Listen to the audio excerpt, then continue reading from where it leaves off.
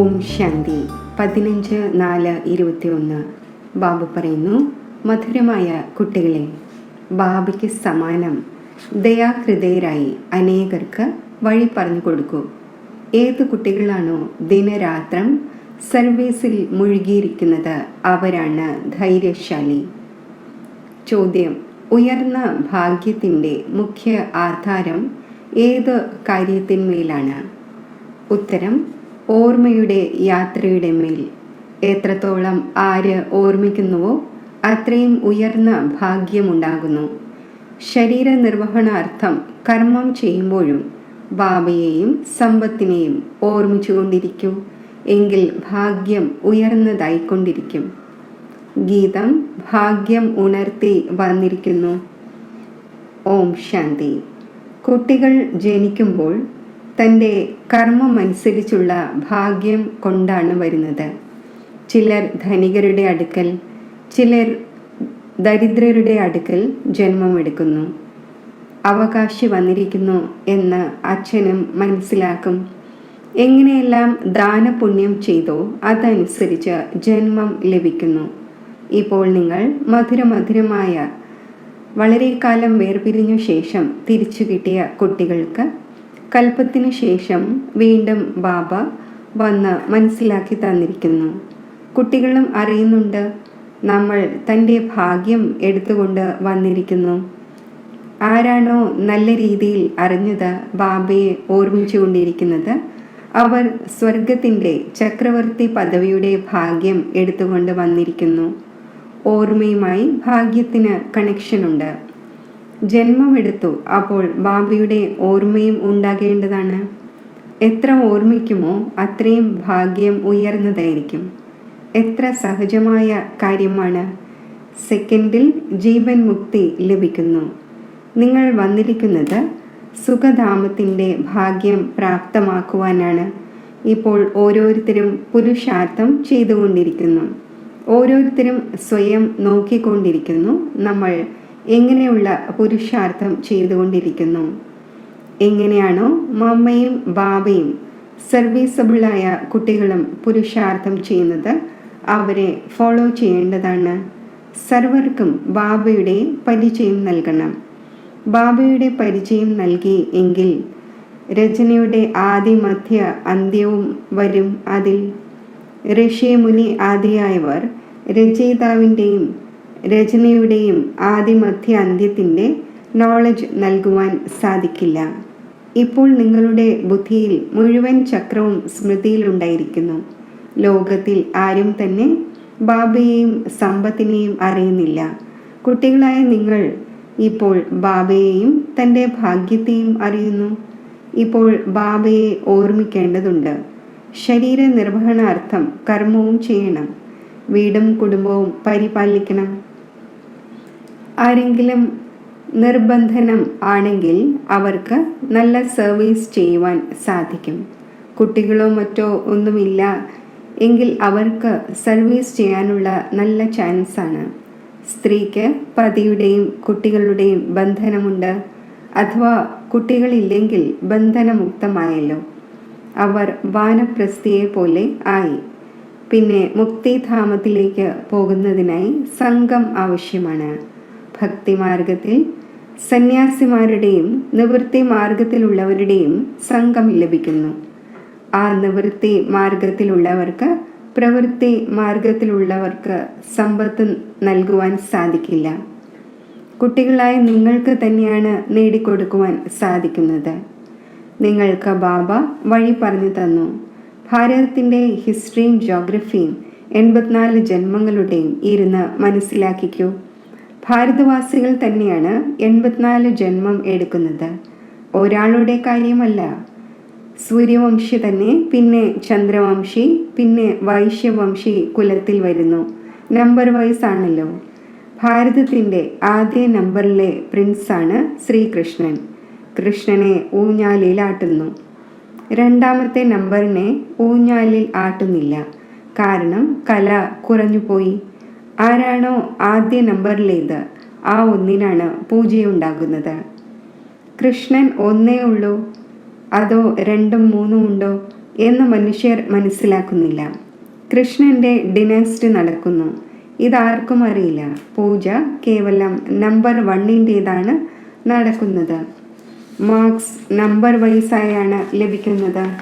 അപ്പോൾ പുരുഷാർത്ഥം ചെയ്യേണ്ടതാണ്. എന്തുകൊണ്ട് നമ്മൾ ആദ്യ നമ്പറിൽ വന്നുകൂടാ? മമ്മ ബാബയെ ഫോളോ ചെയ്യണം, അവരുടെ രാജധാനി എടുക്കണം. ആരാണോ നല്ല രീതിയിൽ സർവീസ് ചെയ്യുന്നത് അവർ നല്ല മഹാരാജാവിൻ്റെ വീട്ടിൽ ജന്മമെടുക്കും. അവിടെ മഹാരാജ മഹാറാണി ഉണ്ടായിരിക്കുക തന്നെ ചെയ്യുന്നു. ആ സമയം രാജാ റാണി എന്ന ടൈറ്റിൽ ഉണ്ടായിരിക്കില്ല, അത് പിന്നീടാണ് ആരംഭിക്കുന്നത്. ദ്വാപരം മുതൽ എപ്പോഴാണോ പതീതമാകുന്നത് അപ്പോൾ അവരിൽ വലിയ പ്രോപ്പർട്ടി ഉള്ളവരെ രാജ എന്ന് പറയുന്നു. പിന്നെ മഹാരാജാവ് എന്ന പദവിയും കുറഞ്ഞു വരുന്നു, പ്രായേണ ലോപിക്കുന്നു. പിന്നെ എപ്പോഴാണോ ഭക്തിമാർഗം ഉണ്ടാകുന്നത് അപ്പോൾ ദരിദ്രം ധനികം എന്ന വ്യത്യാസം ഉണ്ടായിരിക്കുന്നല്ലോ. ഇപ്പോൾ കുട്ടികളായ നിങ്ങൾ തന്നെയാണ് ശിവ് ബാബയെ ഓർമ്മിക്കുന്നത്, ആ ഒന്നിൽ നിന്നും സമ്പത്ത് എടുത്തുകൊണ്ടിരിക്കുന്നത്. മറ്റ് സത്സംഗങ്ങളിൽ മനുഷ്യർ ഇരുന്ന് കഥ കേൾപ്പിക്കുന്നു, മനുഷ്യൻ മനുഷ്യനെ ഭക്തി പഠിപ്പിക്കുന്നു. അവർക്ക് ജ്ഞാനം നൽകി സദ്ഗതി ചെയ്യുവാൻ സാധിക്കില്ല. വേദശാസ്ത്രവും മറ്റുമെല്ലാം ഭക്തിമാർഗത്തിൻ്റെതാണ്. സദ്ഗതിയാണെങ്കിൽ ജ്ഞാനത്തിലൂടെ ഉണ്ടാകുന്നു, പുനർജന്മത്തെയും അംഗീകരിക്കുന്നു. ഇടയിൽ വെച്ച് ആർക്കും തന്നെ തിരിച്ചു പോകുവാൻ സാധിക്കില്ല. അന്തിമത്തിൽ തന്നെയാണ് ബാബ വന്ന് സർവരെയും കൊണ്ടുപോകുന്നത്. ഇത്രയും ആത്മാക്കളെല്ലാം എവിടെ പോയി ഇരിക്കും? എല്ലാ ധർമ്മത്തിലുള്ളവരുടെയും സെക്ഷൻ വേറെ വേറെയാണല്ലോ. അപ്പോൾ ഇതും മനസ്സിലാക്കിച്ചു കൊടുക്കേണ്ടതുണ്ട്. ആത്മാക്കളുടെയും വൃക്ഷമുണ്ട് എന്നതും ആർക്കും അറിയില്ല. കുട്ടികളായ നിങ്ങളുടെ ബുദ്ധിയിൽ മുഴുവൻ വൃക്ഷത്തിൻ്റെയും ജ്ഞാനമുണ്ട്. ആത്മാക്കളുടെ വൃക്ഷവുമുണ്ട്, ജീവാത്മാക്കളുടെയും വൃക്ഷമുണ്ട്. കുട്ടികൾക്കറിയാം നമ്മൾ ഈ പഴയ ശരീരം ഉപേക്ഷിച്ച് വീട്ടിലേക്ക് പോയിക്കൊണ്ടിരിക്കുന്നു. ഞാൻ ആത്മാവ് ഈ ശരീരത്തിൽ നിന്നും വേറെയാണ്.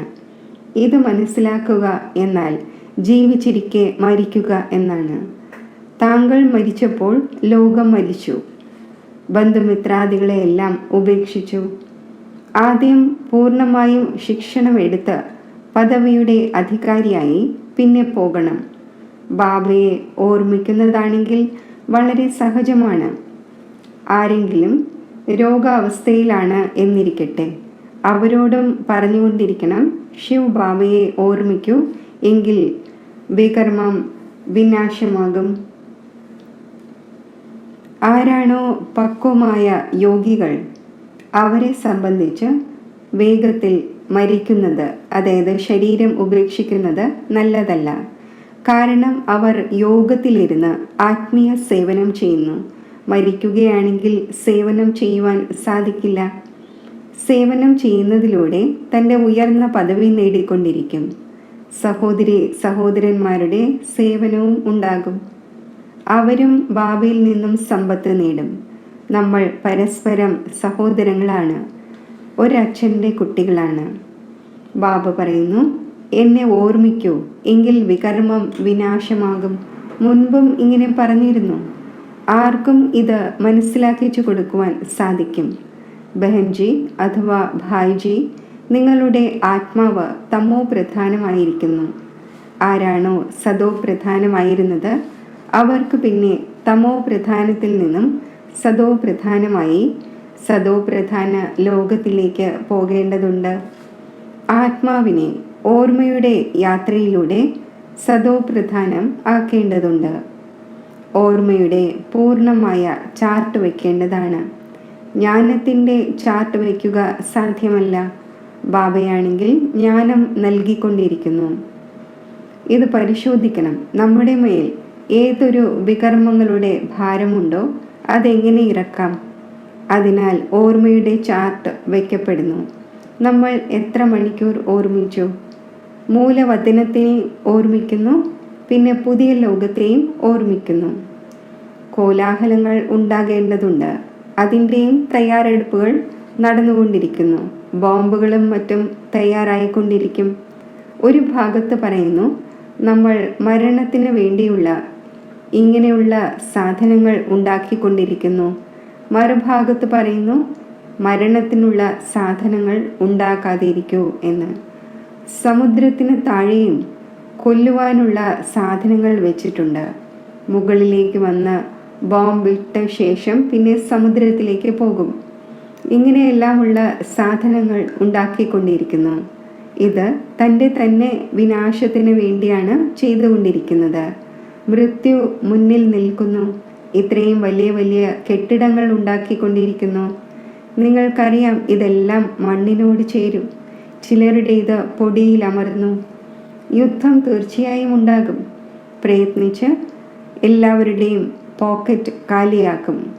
കള്ളന്മാരും എത്രയധികം തള്ളിക്കയറുന്നു. യുദ്ധത്തിന് വേണ്ടി എത്ര ചിലവഴിക്കുന്നു. ഇതെല്ലാം മണ്ണിനോട് ചേരേണ്ടതുണ്ട്. കെട്ടിടങ്ങളും മറ്റും എല്ലാം വീഴും. ബോംബുകളും മറ്റും ഇടുന്നതിലൂടെ സൃഷ്ടിയുടെ 3 ഭാഗം ഇല്ലാതാകും. ബാക്കി 1 ഭാഗം അവശേഷിക്കും. ഭാരതം ഒരു ഭാഗത്താണല്ലോ. ബാക്കിയെല്ലാം പിന്നീടാണ് വന്നത്. ഇപ്പോൾ ഭാരതത്തിൻ്റെ മാത്രം ഭാഗം അവശേഷിക്കും. എല്ലാവരുടെയും മൃത്യു ഉണ്ടാവുക തന്നെ വേണം. അപ്പോൾ എന്തുകൊണ്ട് നമ്മൾ ബാബയിൽ നിന്നും പൂർണ്ണമായും സമ്പത്തെടുത്തുകൂടാ? അതിനാൽ ബാബ പറയുന്നു, ലൗകിക ബന്ധുക്കളോടും ഉത്തരവാദിത്വം നിറവേറ്റണം. പിന്നെ ബന്ധനമില്ലെങ്കിൽ ബാബ നിർദ്ദേശം നൽകും. എന്തുകൊണ്ട് സർവീസിൽ മുഴുകുന്നില്ല? സ്വതന്ത്രമാണ്. അപ്പോൾ വളരെ പേരുടെ നന്മ ചെയ്യുവാൻ സാധിക്കും. ശരി, എവിടെയും പുറത്തു പോകുന്നില്ല എങ്കിൽ തൻ്റെ ബന്ധുമിത്രാദികളിൽ തന്നെ ദയവ് കാണിക്കേണ്ടതാണ്. മുൻപ് ബാബ പറയുമായിരുന്നല്ലോ, ദയവ് കാണിക്കൂ എന്ന്. ഇപ്പോൾ നിങ്ങൾക്ക് വഴി ലഭിച്ചു. അപ്പോൾ മറ്റുള്ളവരിലും ദയ കാണിക്കേണ്ടതാണ്, ബാബ ദയവ് കാണിക്കുന്നത് പോലെ. ബാബ പറയുന്നു, എന്നെ ഓർമ്മിക്കൂ, എങ്കിൽ വികർമ്മം വിനാശമാകും. സന്യാസിമാർ ഹഠയോഗത്തിൻ്റെ മറ്റും എത്ര പ്രയത്നിക്കുന്നു. ഇവിടെ ഇതൊന്നുമില്ല. കേവലം ഓർമ്മിക്കൂ, എങ്കിൽ പാപം ഭസ്മമാകും. ഇതിൽ യാതൊരു പ്രയാസവുമില്ല. കേവലം ഓർമ്മയുടെ യാത്രയുടെ കാര്യമാണ്. എഴുന്നേൽക്കൂ, ഇരിക്കൂ, കർമ്മേന്ദ്രിയങ്ങളിലൂടെ കർമ്മം ചെയ്യൂ. കേവലം ബുദ്ധിയുടെ യോഗം ബാബയുമായി ചേർക്കൂ. ആ പ്രിയതമൻ്റെ സത്യസത്യമായ പ്രിയതമയാകണം. സ്വയം പറയുന്നു, ഹേ പ്രിയതമമാരെ, ഹേ കുട്ടികളെ, ഭക്തിമാർഗത്തിൽ വളരെയധികം ഓർമ്മിച്ചു.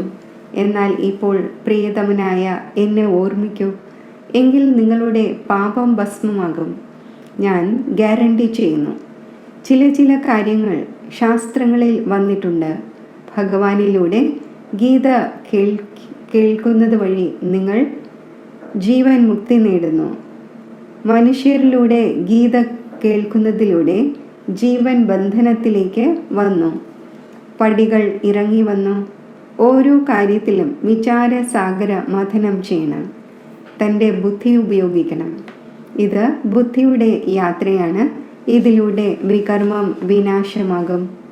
വേദം, ശാസ്ത്രം, യജ്ഞം, തപം തുടങ്ങിയവയിലൂടെ പാപം നശിക്കുകയില്ല. താഴേക്ക് തന്നെ ഇറങ്ങി വന്നു. ഇപ്പോൾ നിങ്ങൾക്ക് മുകളിലേക്ക് പോകേണ്ടതുണ്ട്.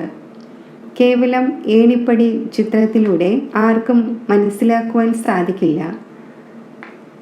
അതിനെക്കുറിച്ച് ആരെങ്കിലും മനസ്സിലാക്കിച്ചു കൊടുക്കാത്തതുവരെയും കൊച്ചുകുട്ടികൾക്ക് ചിത്രം കാണിച്ച് ഇത് ആനയാണ് എന്ന് പഠിപ്പിക്കുന്നത് പോലെ ആനയെ കാണുമ്പോൾ ചിത്രവും ഓർമ്മ വരും. നിങ്ങളുടെ ബുദ്ധിയിൽ വന്നു കഴിഞ്ഞതുപോലെ ചിത്രത്തിൽ എപ്പോഴും ചെറിയ വസ്തുവായിരിക്കും കാണിച്ചു കൊടുക്കപ്പെടുന്നത്. നിങ്ങൾക്കറിയാം, വൈകുണ്ഠമാണെങ്കിൽ വലുതായിരിക്കുമല്ലോ. വലിയ രാജധാനിയായിരിക്കും. അവിടെ വജ്ര വൈഡൂര്യങ്ങളുടെ കൊട്ടാരമുണ്ടായിരിക്കും. അത് പിന്നീട് പ്രായേണ ലോപിക്കുന്നു. എല്ലാ വസ്തുക്കളും അപ്രത്യക്ഷമാകുന്നു. ഇല്ലെങ്കിൽ ഈ ഭാരതം എങ്ങനെ ദരിദ്രമായി? സമ്പന്നത്തിൽ നിന്നും ദരിദ്രം, ദരിദ്രത്തിൽ നിന്നും സമ്പന്നം ആകേണ്ടതുണ്ട്. ഈ ഡ്രാമ മുൻകൂട്ടി തയ്യാറാക്കപ്പെട്ടതാണ്. അതിനാൽ ഏണിപ്പടിയുടെ ചിത്രത്തിലൂടെ മനസ്സിലാക്കിച്ചു കൊടുക്കുന്നു. പുതിയവർ വരുമ്പോൾ അവരെ മനസ്സിലാക്കിക്കുന്നതിലൂടെ പ്രാക്ടീസ് ഉണ്ടാകും, സംസാരിക്കാനുള്ള കഴിവ് വരും. സേവന യോഗ്യരായ കുട്ടികളെ തയ്യാറാക്കുന്നു. പല സെൻറ്റേഴ്സിലും അശാന്തി വ്യാപിപ്പിച്ചു കൊണ്ടിരിക്കുന്ന ധാരാളം കുട്ടികളുണ്ട്. ബുദ്ധിയോഗം പുറത്തലയുന്നു, അപ്പോൾ നഷ്ടമുണ്ടാക്കുന്നു. വായുമണ്ഡലം മോശമാക്കുന്നു. നമ്പർ വൈസ് ആണല്ലോ. പിന്നെ ബാബ പറയും, നിങ്ങൾ പഠിച്ചില്ല, അതിനാൽ തൻ്റെ ഈ അവസ്ഥ നോക്കൂ. ദിനം പ്രതിദിനം കൂടുതൽ സാക്ഷാത്കാരം ഉണ്ടായിക്കൊണ്ടിരിക്കും. പാപം ചെയ്യുന്നവർക്ക് ശിക്ഷകളും ലഭിച്ചുകൊണ്ടിരിക്കും. പിന്നെ പറയും, ആവശ്യമില്ലാതെ നമ്മൾ പാപം ചെയ്തു. ബാബയെ കേൾപ്പിച്ച് പ്രായശ്ചിത്തം ചെയ്യുന്നതിലൂടെ കുറച്ച് കുറവുണ്ടാകും. ഇല്ലെങ്കിൽ വർധനവ് ഉണ്ടായിക്കൊണ്ടിരിക്കും.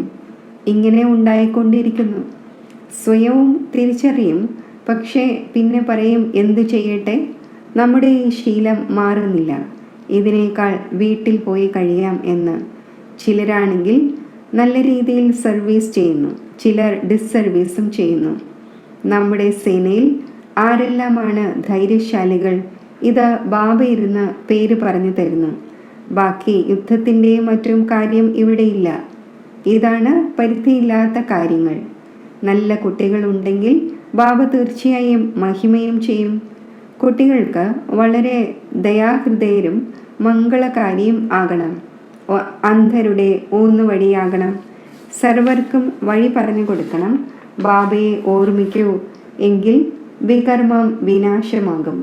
പാപാത്മാവ് പുണ്യാത്മാവ് എന്ന് പറയുന്നുണ്ടല്ലോ. ഉള്ളിൽ പരമാത്മാവ് ഉണ്ടെന്നും ആത്മാവ് പരമാത്മാവായി മാറുന്നു എന്നും അല്ല. ഇതെല്ലാം തെറ്റാണ്. പരമാത്മാവിൽ പാപം ഏൽക്കുന്നതൊന്നുമില്ല. പരമാത്മാവിന് ഡ്രാമയിൽ സർവീസ് ചെയ്യുന്നതിൻ്റെ പാർട്ടുണ്ട്. മനുഷ്യൻ തന്നെയാണ് പാപാത്മാവും പുണ്യാത്മാവുമാകുന്നത്. ആരാണോ സദോ പ്രധാനമായിരുന്നത് അവർ തന്നെ തമോ പ്രധാനമായിരിക്കുന്നു. അദ്ദേഹത്തിൻ്റെ ശരീരത്തിൽ ബാബയിരുന്ന് സദോ പ്രധാനമാക്കി മാറ്റുന്നു. അപ്പോൾ ആ ഒന്നിൻ്റെ മതമനുസരിച്ച് നടക്കേണ്ടതാണല്ലോ. ഇപ്പോൾ ബാബ കുട്ടികളായ നിങ്ങളെ വിശാല ബുദ്ധിയാക്കി. ഇപ്പോൾ നിങ്ങൾക്കറിയാം രാജധാനി എങ്ങനെയാണ് സ്ഥാപിതമായിക്കൊണ്ടിരിക്കുന്നത്. ബാബ തന്നെ ബ്രഹ്മാവിൻ്റെ ശരീരത്തിൽ വന്ന് ബ്രഹ്മമുഖവംശാവലി കുട്ടികളെ രാജയോഗം പഠിപ്പിച്ച് ദേവി ദേവതയാക്കുന്നു. പിന്നെ പുനർജന്മം എടുത്ത് പടികൾ ഇറങ്ങുന്നു. ഇപ്പോൾ വീണ്ടും എല്ലാം റിപ്പീറ്റ് ചെയ്യണം. ബാബ വീണ്ടും ബ്രഹ്മാവിലൂടെ സ്ഥാപന ചെയ്യിച്ചുകൊണ്ടിരിക്കുന്നു. യോഗബലത്തിലൂടെ നിങ്ങൾ 5 വികാരങ്ങളുടെ മേൽ ജയം നേടി ജഗത് ജീത്താകുന്നു. ബാക്കി യുദ്ധത്തിൻ്റെയോ മറ്റോ കാര്യമൊന്നുമില്ല. ശരി, മധുരമധുരമായ സിഖിലതെ കുട്ടികൾക്ക് മാതാവും പിതാവുമായ ബാബ്ദാദയുടെ സ്നേഹസ്മരണകൾ. Good morning. ആത്മീയ അച്ഛൻ്റെ ആത്മീയ കുട്ടികൾക്ക് നമസ്തേ. ധാരണയ്ക്കുള്ള മുഖ്യസാരം: ബന്ധനമുക്തമായി ബാബയുടെ സർവീസിൽ മുഴുകണം. അപ്പോൾ തന്നെയാണ് ഉയർന്ന ഭാഗ്യമുണ്ടാകുന്നത്. ദയാഹൃദയരായി അനേകർക്ക് വഴി പറഞ്ഞു കൊടുക്കണം. അന്ധരുടെ ഊന്നുവടിയാകണം. ഈ ശരീരത്തിനോട് മമത്വം മാറ്റി ജീവിച്ചിരിക്കെ മരിക്കണം. കാരണം ഇപ്പോൾ തിരിച്ച് വീട്ടിലേക്ക് പോകേണ്ടതുണ്ട്. രോഗാവസ്ഥയിലും ഒരു ബാബയുടെ ഓർമ്മയുണ്ടായിരിക്കണം. അപ്പോൾ വികർമ്മം വിനാശമാകും. വരദാനം: അന്യ ആത്മാക്കളുടെ സേവനത്തോടൊപ്പം സ്വയം തൻ്റെയും സേവനം ചെയ്യുന്ന സഫലതാമൂർത്തിയായി ഭവിക്കട്ടെ. സേവനത്തിൽ സഫലതാമൂർത്തി ആകണമെങ്കിൽ മറ്റുള്ളവരുടെയും സർവീസിനോടൊപ്പം തൻ്റെയും സർവീസ് ചെയ്യൂ. ഏതൊരു സർവീസിനായി പോകുമ്പോഴും സർവീസിനോടൊപ്പം തൻ്റെയും പഴയ സംസ്കാരങ്ങളുടെ അന്തിമ സംസ്കാരം ചെയ്യുന്നു എന്ന് മനസ്സിലാക്കൂ. എത്രത്തോളം സംസ്കാരങ്ങളെ സംസ്കരിക്കുമോ അത്രയും തന്നെ സത്കാരം ലഭിക്കും. എല്ലാ ആത്മാക്കളും താങ്കളുടെ മുന്നിൽ മനസ്സുകൊണ്ട് നമസ്കരിക്കും.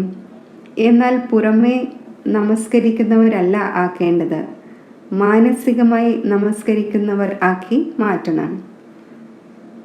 സ്ലോഗൻ: പരിധിയില്ലാത്ത സേവനത്തിൻ്റെ ലക്ഷ്യം വയ്ക്കൂ, എങ്കിൽ പരിധിയുള്ള ബന്ധനങ്ങളെല്ലാം മുറിയും. ഓം ശാന്തി.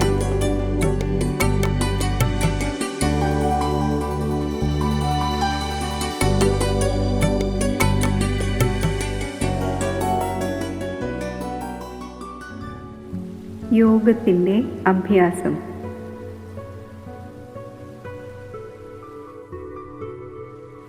ഞാൻ സ്വരാജ്യ അധികാരിയായ ആത്മാവാണ്.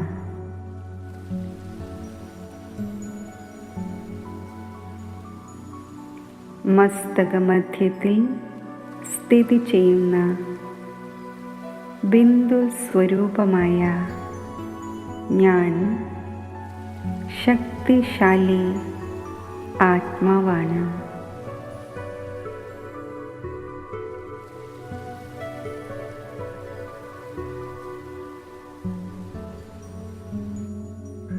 എന്നിൽ നിന്നും ശക്തിയുടെ പ്രകാശകിരണങ്ങൾ 4 ഭാഗത്തും വ്യാപിക്കുന്നു.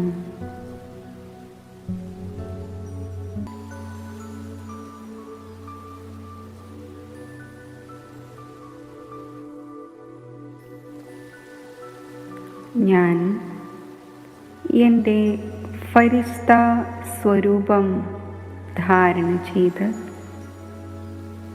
1 സെക്കൻഡിൽ ബാബ് ദാദയുടെ മുന്നിൽ എത്തിച്ചേരുന്നു.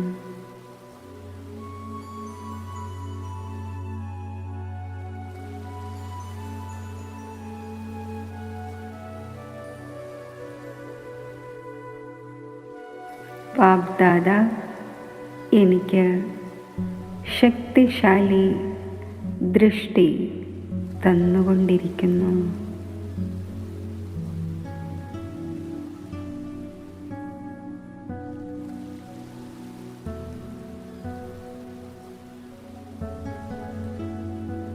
ബാബ് ദാദയിൽ നിന്നും ലൈറ്റും മൈറ്റും സ്വീകരിച്ച് 1 സെക്കൻഡിൽ ഞാൻ നിരാകാരിയായി നിരാകാര ലോകത്തിൽ എത്തിച്ചേരുന്നു.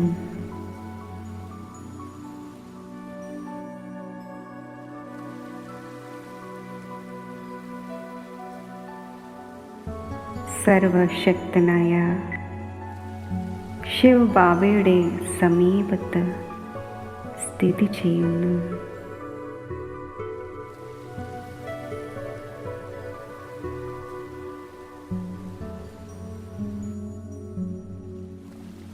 പരിധിയുള്ള എൻ്റേത് എന്ന എല്ലാ ഭാവങ്ങളും ഞാൻ ബാബയിൽ സമർപ്പിക്കുന്നു.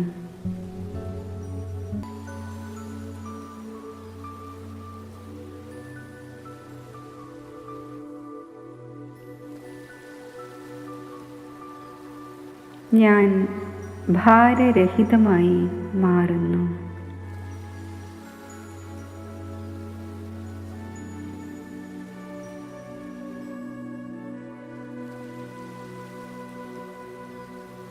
മംഗളകാരിയായ ബാബയിലുള്ള നിശ്ചയം എന്നെ നിശ്ചിന്തമാക്കി മാറ്റുന്നു.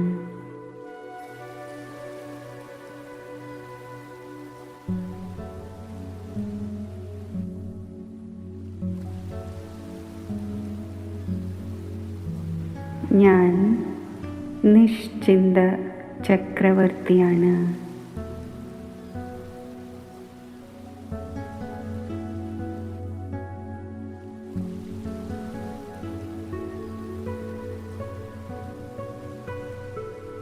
പരമസദ്ഗുരുവായ ശിവ് ബാബയെ ഞാൻ എൻ്റെ ഹൃദയത്തിൽ ഇരുത്തുമ്പോൾ ഞാനും ബാബയും കമ്പൈൻഡ് സ്വരൂപമാകുന്നു.